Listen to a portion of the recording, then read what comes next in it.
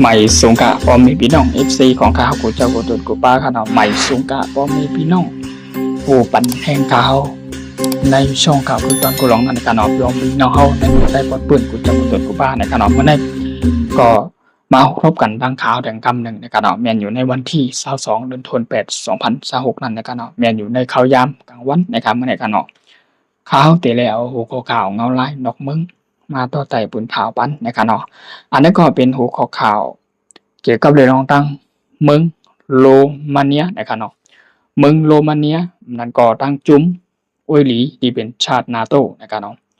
เลยมีการโฮมมือกันมันก็ส่งเอฟคือวินปลายตึกนะครับเฮาใน F16 เนี่ย F16 เนี่ยคืนกว่านะครับเฮาเปิดตาดีกว่าเล่ล่ะกูทัดจะด้วยเลยปัดหมากตรนอันตึกแลนขึ้นมาเหนือนำบางไหลในทะเลล้ำนะครับเนาะในบางไหลล้ำนะครับนะเฮ็ดให้ภายตั้งจุ้มนาโตนะครับเนาะจุ้มนาโตให้แลตั้งจุ้มกองทัพเป็นแห่งเมืองโรมาเนียนะครับเนาะได้ส่ง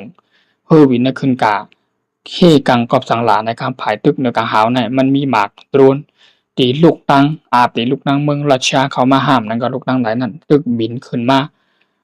ปล่อยขึ้นมาเนือกาหาวมาตกแตกใส่ในเมน้ำตีอันเป็นในปางหลายล้ำนะครับนะน้ำทันทีล้ำนันตีอันในเมืองโรมาเนียแหละตั้งจุ้มซาดนาโตที่อันตึกคุดแต่ขณะตึกคุดตาที่เฮ็ดกาดเฮ็ดแก๊สนั่นกันเนาะคุดตาที่เอาน้ำมันตาที่เฮ็ดแก๊สนั่นกันเนาะเฮ็ดให้แตกลูกเป็นไผ่กว่านะครับเนาะโดยลองการที่มีหมากโดนบินเข้ามาในภายทั้งกองทัพเป็นแห่งโรมาเนียนั่นก็ทั้งกองทัพเป็นแห่งชาตินาโตก็เลยมีการโหมมือกันสิไล่ล่าถึงว่าบากในลูกอะไรมาอัปเดตลูกตั้งเมืองรัสเซียมาในกันนะกอบในสิแลเมืองหนึ่งแหละเมืองหนึ่งในที่อ่านเป็นในจุ่มนาโตในกันเนาะเมืองโรมาเนียน่ะอยู่ในน้ำปางหลายทะเลล้ำในอยู่ในเขตกุมกำเมืองโรมาเนียเฮโฮมปาตั้งกองทัพเป็นแห่งจุ่มนาโตในกันเนาะเฮ็ดให้ภายตั้ง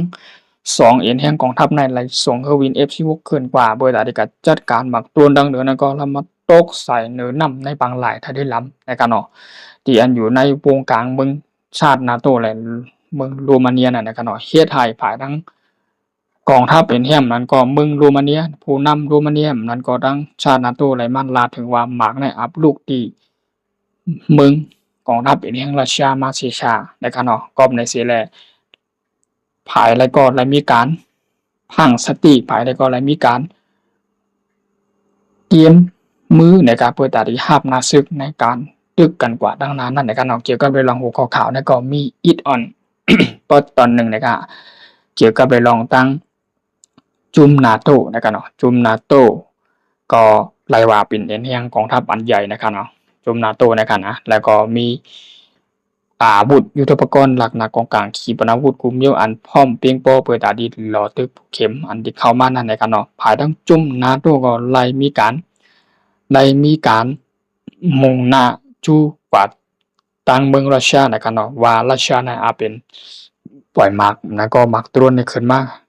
ถามว่าเป็นเมืองรัสเซียเหมือนกันในการเนาะภายทั้งกองทัพเป็นแห่งเหมือนกับเมืองโรมาเนียในก็เหมือนกันในการเนาะไล่ลาดถึงว่าหมากตรวนในก็อาไปยืมมาดีเมือง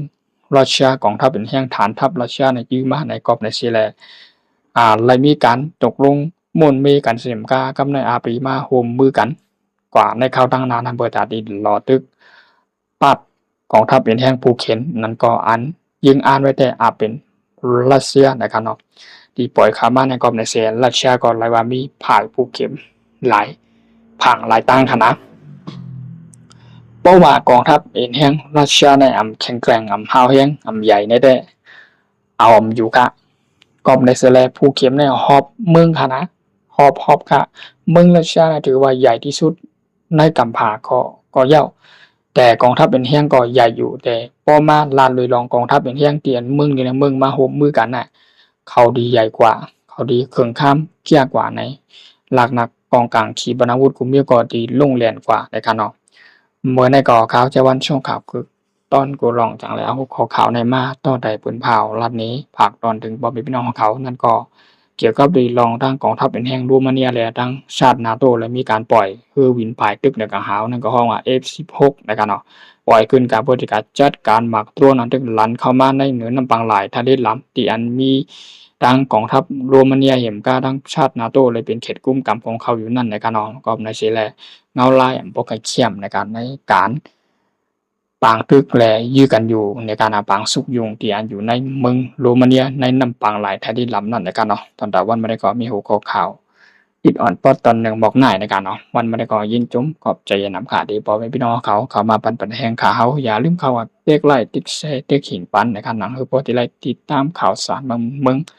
เงาลายนอกเมืองในการมีข่าวใหม่ๆจึงคือข่าวที่มาอัปเดตแต่ลงปันต่างลงปันใน YouTube หนังคือพอที่ได้ติดตามข่าวสารมันเมืองคือตอนยามตันนั่นในการตอนด่าพอไม่พี่น้องเขา